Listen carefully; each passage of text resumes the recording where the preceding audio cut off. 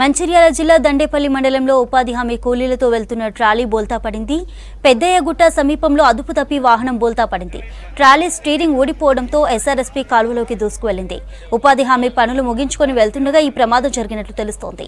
ప్రమాద సమయంలో వాహనంలో 15 మంది కూలీలున్నారు. 12 మందికి స్వల్ప గాయాలయ్యాయి, 3కి తీవ్ర గాయాలయ్యాయి. గాయపడిన వారిని 4 అంబులెన్స్లలో మంచిర్యాల ప్రభుత్వ ఆసుపత్రికి తరలించారు.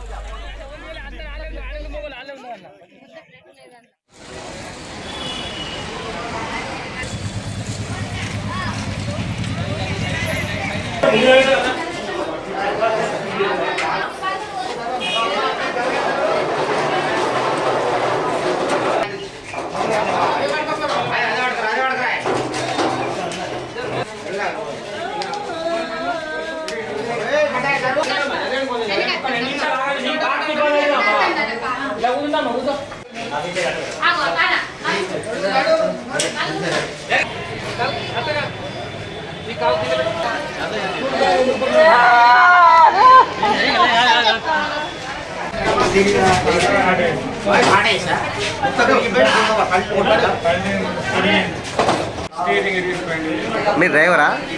మీరేనా బండి? ఎంతమంది ఉన్నారు? దెబ్బలు ఎంతమంది కలిగినాయి?